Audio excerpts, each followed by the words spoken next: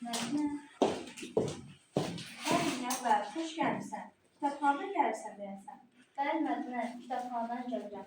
Kitabxanada ölkəmizin tarixi abidələri haqqında geniş məlumat toplayırlar. Nəvər, nə yaxşı. Onda buyur, otur.